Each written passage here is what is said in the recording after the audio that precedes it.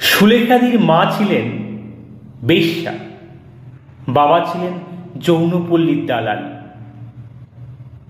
সুলেখাদির গায়ের রং ছিল আমাবস্যার মতন মায়াবী, কপাল ছিল চিতার মতন পোড়া। সুলেখাদির বাড়ি ছিল আমার মামার বাড়ির গ্রামে। তস্য গরিব বাড়ির মেয়ে ছিলেন সুলেখাদির মা। সুলেখাদি বাবা বলে চিনত যাকে, তিনি বিয়ের নাম করে নাকি যৌনপল্লীতে বিক্রি করেছিলেন নিজের স্ত্রীকে।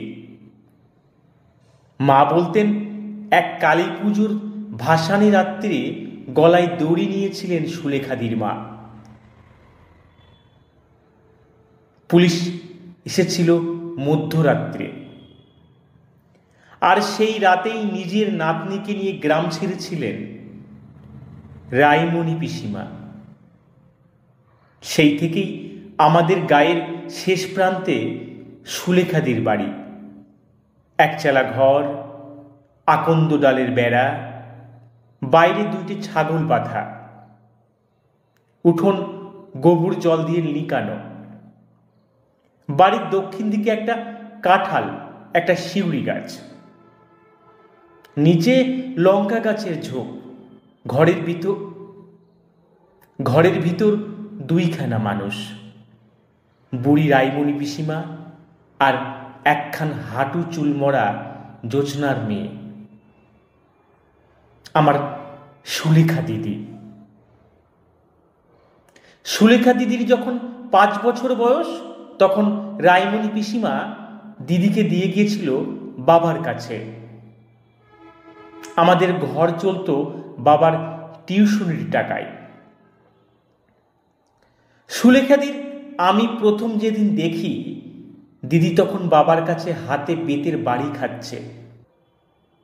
অঙ্কের খাতায় লম্বা লাল কাটা দাগ। সুলেখাদিকে আমি দ্বিতীয়বার দেখেছিলাম আমার জন্মদিনে, একটা পায়েসের বাটি হাতে।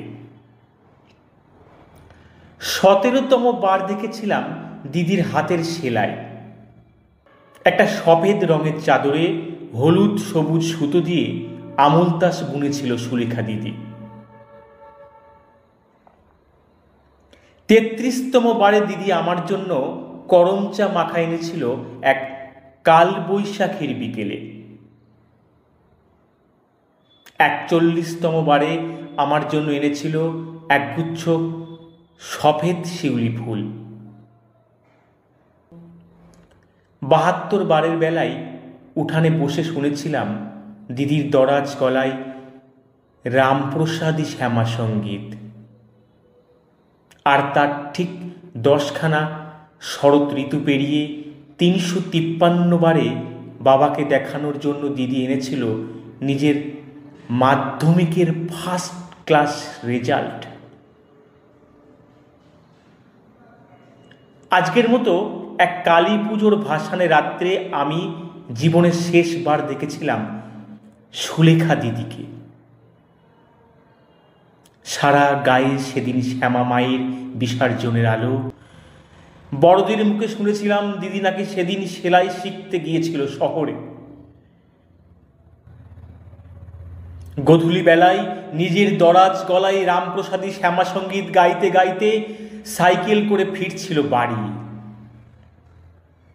কালী নামে দাউরে বেড়া, ফসলে তছরূপ হবে না।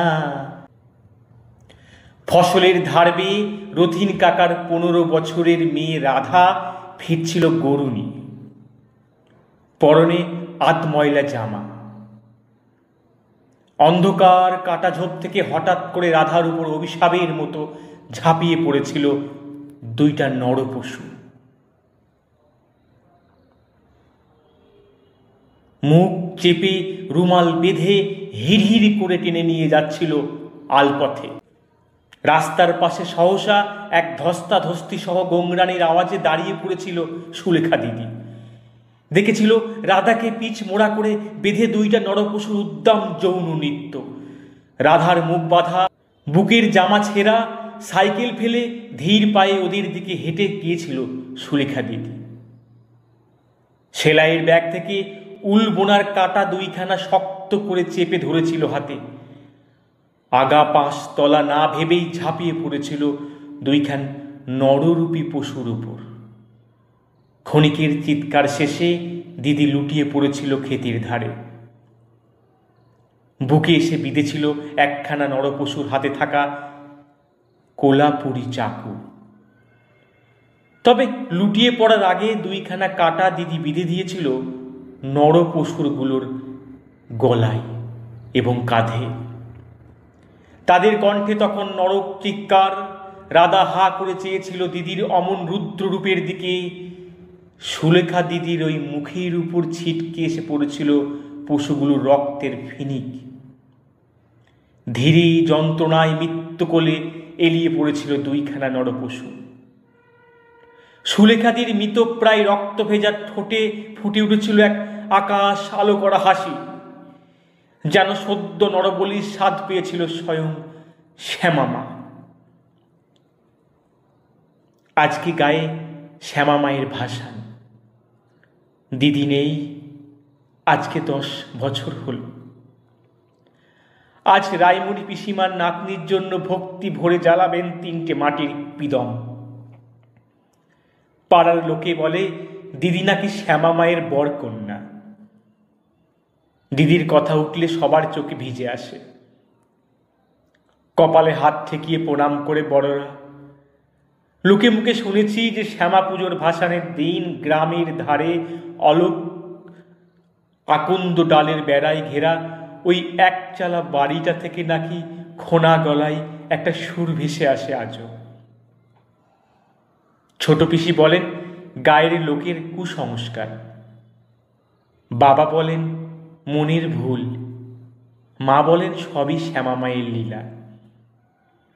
তবে আমি সত্যটা জানি। রায়মণি পিসিমা আমাকে বলেছে ওটা আমার সুলেখাদির গলা। পিসিমা বলেছে যে আজকে ভাসানের দিনে শ্যামামায়ের মাটির কাঠামো পুকুরের জলে তলিয়ে গেলে পরে দিদি বাড়ি ফিরে আসে। ছাগলগুলোর গায়ে হাত বুলোয়, নিজের লাগানো শিউলি গাছটার দিকে চেয়ে থাকে কিছুক্ষণ, আর তারপর চুপচাপ কাঁঠাল তলায় গিয়ে শুয়ে পড়ে। মাইল দূরে শ্যামামা ধীরে ধীরে তলিয়ে যান এক পুকুর জলে। ভিজে আসে মায়ের পাটির চুল। উঠোনের শিউলি গাছ থেকে হাওয়া উড়ে আসে ক্ষণেকের শিউলি ফুল ভেসে এসে পড়ে দিদির মুখের উপর।